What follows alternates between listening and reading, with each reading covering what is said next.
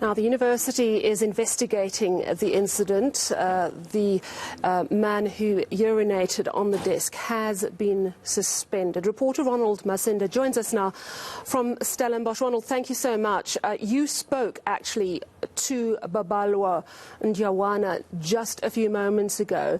What did he say to you? It's a pleasure. Well, he said, Sally, during the early hours of Sunday morning, a young white male broke into his room and started urinating on his belongings.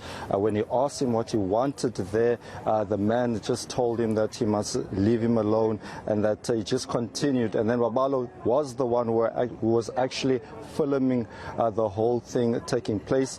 We are also told, Sally, that that particular young man was coming from a pub in the early hours of the morning. He had went with his friends during that time.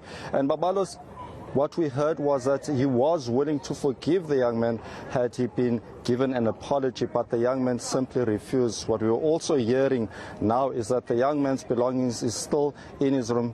Despite that he is being suspended, the matter is being investigated by the University of Stellenbosch.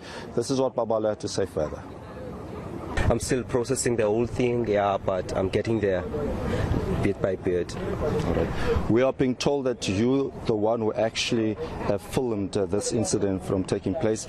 Give us an idea of the events that took place on Sunday morning. Around 4 a.m. in the morning, I was woken up by a strange noise in my room. Then I woke up to check what was going on. Then I turned on the lights and opened the door.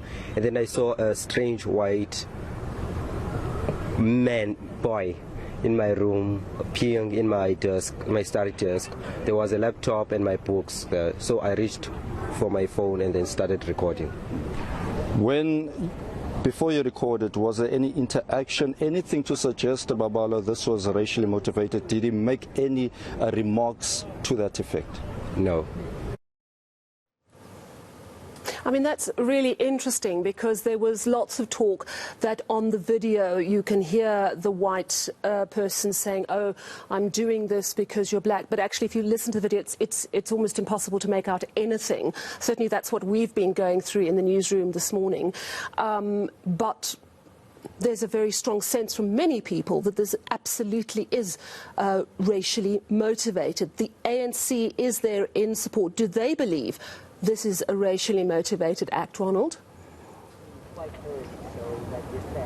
Well, just going from what the victim told us, Sally, is that there was very little interaction and anything to suggest that this was racially motivated. But what the ANC says is that this particular university has a long history of racial discrimination. It goes back to many years ago when the university itself had been in protest, many students saying that Afrikaans should remain as a medium of instruction. And many black and colored learners and Indian learners at the university had felt back then that they were excluded from studying at this university. But the university says that they've made a turnaround strategy and that it is completely transformed. They do feel that people must allow investigations to take place and not jump into conclusions with regards to whether or not this was racially motivated. We also heard from a member of the ANC. This is what he had to say. We have to say this is racially motivated. I mean, the university should not isolate this from the culture that rose to the racism at Stellenbosch. In 2000, we were here where white students urinated on black students. We never saw where that investigator went to. And now we are saying that we are here to support Lubabalo, but we want the university not to isolate this. We want this to be investigated thoroughly because it's a norm and it's a culture here. And while we were walking here, some of the students are black and colored, whatever, saying that some of these incidents happens, but they are swept under the carpet by the university. And Ronald, are you aware if there are going to be any protests at the university, either organised by students or perhaps by political bodies? So that's a confirmation that we received here on the ground from SASCO. They will be organizing a march on Thursday. We have been told that they were also in a meeting with the university where when we spoke to the university earlier, they were trying to also just to persuade those students to stage a peaceful march, not saying that the march must not take place. The university also saying, Sally, that tomorrow will be the inauguration of the Vice-Chancellor, and also many students here are looking forward to exams, so any disruptions will be a cause for concern for the university. But what we can also establish at this stage is that the university says that it condemns the actions of this young man, and that until these investigations are done and dusted, and then the outcome will be made public, the university is engaging on a daily basis some of the findings of the investigation. We do know that the young white male has received suspension, not only from the res that he's staying in, but also for his studies. So the university is saying that it's doing all it can to fix the mess that this situation has caused it. We also heard earlier on with regards to the march that is taking place. This is what we heard, Sally. No, the university should first worry about the rights of students. It should first be promoting a non-racial society, a democratic, inclusive society.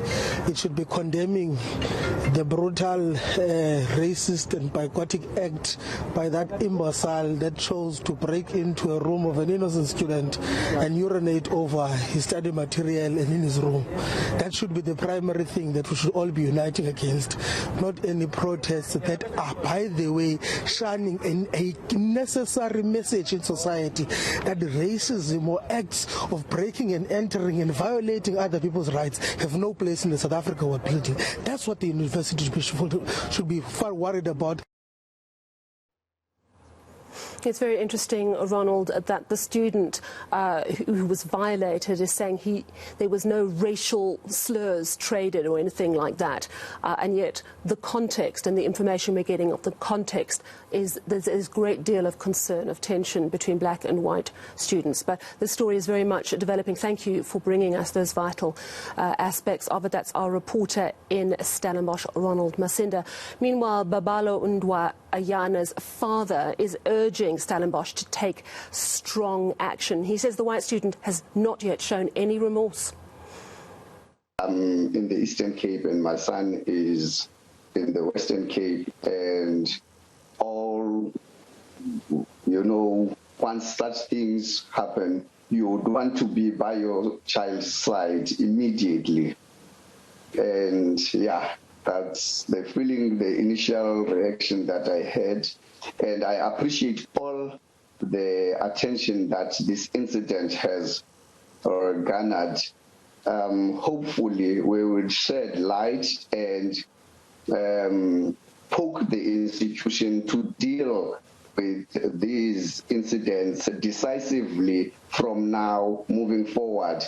And we do not have a repeat of such things now. The perpetrator and the family shown that they are remorseful, and what they would have long by now reached out to us as Babalo's family, and yet nothing to that end has happened. So I have been pushing for that to happen. Perhaps they will know now that they will understand the gravity of the situation, how heavy it is, yes.